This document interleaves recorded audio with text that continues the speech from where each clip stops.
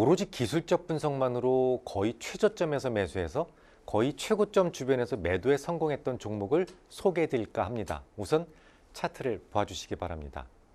맨 아래 붉은색 화살표에서 매수를 했어요.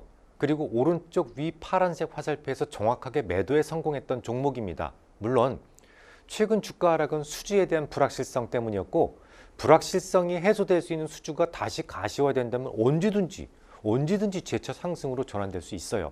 하지만 오늘은 펀더멘탈의 변화는 무시해버리고 오로지 기술적 분석 하나만으로 충분히 저점 매수와 고점 매도가 가능하다는 것을 입증해보려 합니다.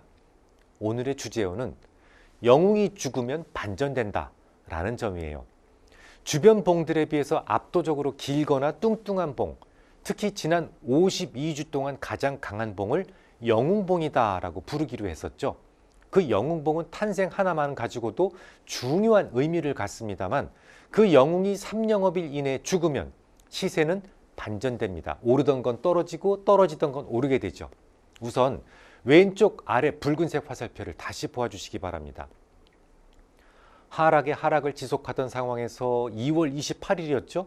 주변의 봉들에 비해 압도적으로 큰 음봉이 발생했어요. 그 음봉의 발생과 더불어서 최적의 매수 신호인 DMI 교차 신호가 동시에 발생하고 있습니다. 잘 보시면 파란색 DI-가 초록색 AX 라인을 30 이상에서 위로부터 아래로 뚫고 내려오고 있죠. 이것보다 더 최적의 매수 신호는 없다라는 말씀을 드렸어요. 만약에 그날 매수했더라면 가장 최저점에서 매수가 되었을 겁니다. 하지만 보시다시피 음봉의 크기가 너무 압도적이었어요. 이런 봉은 일반적으로 하방 의지가 너무 강하기 때문에 함부로 내리치는 칼날을 받아낼 수는 없습니다. 그래서 하나의 신호를 더 기다리기로 했어요. 앞서 말씀드렸던 영웅봉의 죽음입니다. 2월 28일 발생한 영웅봉은 음봉이기 때문에 우리는 또 특별히 태음봉이다 라고 칭하기로 했어요. 태음봉의 시가를 3영업일 이내에 회복하게 되면 이런 패턴을 묻지마 패턴이라고 하기로 했었잖아요. 이거 참 웃긴데요. 묻지마 패턴, 말 그대로 묻지도 따지지도 말고 일단 매수하라는 얘기예요. 이 종목이 좋으니 나쁘니 따지지 말고 일단 이런 신호가 포착되면 무조건 매수하고 나서 내가 지금 잘한 건가? 잘못한 건가? 이걸 따지라는 얘기입니다. 그래서 묻지마라는 닉을 붙여두었어요. 그만큼 매우 강한 상승 반전의 신호라는 말이 되겠습니다. 앞서 말씀드렸듯이 절호의 매수 신호인 DMI 교차 신호가 발생한 데다가 여기에 더해서 묻지마 패턴이 중복해서 발생했으니 저는 더 이상 기다릴 이유가 없었습니다. 실제로 이 종목은 고객들을 위해 제공하는 모델 포트폴리오에 2025년 3월 5일 17,580원에 성공적으로 진입할 수가 있었죠. 이후로 2개 이상의 원인점을 훼손한 적이 있나요? 아니면 드림팀 상에서 매도 신호가 확정된 적이 있었나요? 없어요. 실제로 이 종목은 그날 이후로 계속해서 모델 포트폴리오에 매수된 종목으로 유지되고 있었죠.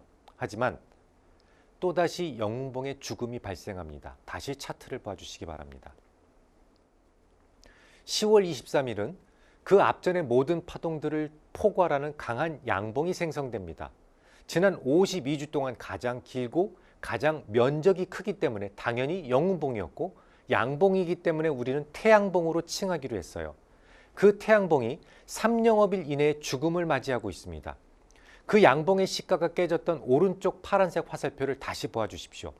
10월 28일이었고 27,950원이 깨지던 그날 우리는 30분 법칙으로 매도를 완료하게 됩니다. 그런데요, 이 탈가를 27,950원을 기준점으로 잡은 이유가 뭘까요? 태양봉과 태음봉은 성격이 달라요. 태양봉은 주변 양봉을 흡수해서 세력화하는 경향이 있습니다. 즉 10월 23일 봉의 시가는 28,050원이었습니다만 그 직전 양봉의 시가와 합쳐져서 세력을 형성하기 때문에 기준점은 그 전날 시가가 되는 거죠. 27,950원이 되어야만 하는 겁니다.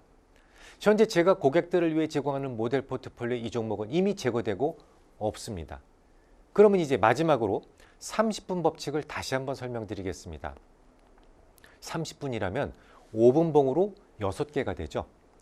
어떤 방법이든 기준선이 정해지게 되면 그 선을 그냥 깨지는 경우에 즉각 매도하지 말라는 얘기예요. 적어도 30분은 더 기다려주자는 취지입니다. 아무래도 중요한 지지선이잖아요. 중요한 지지선에서는 반발력이 있기 마련인데요. 잠시 이탈되었다고 하더라도 근데 매도됐는데, 이탈돼서 매도됐는데 다시 지지력에 의해서 상승하는 경우가 더 많아요.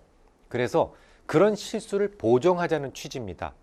5분봉으로 놓고 단 한 차례도 27,950원에 닿지 않고 이탈되어야만 비로소 매도가 선언되는 겁니다. 30분 법칙은 진입과 이탈에 모두 적용이 가능해요. 예를 들어서 30분 법칙으로 진입하기로 했다면 기준선을 넘어서고 나서 5분봉이 6개가 지나도록 한 차례도 기준선에 닿지 않는 것을 확인한 이후에야 매수가 확정됩니다.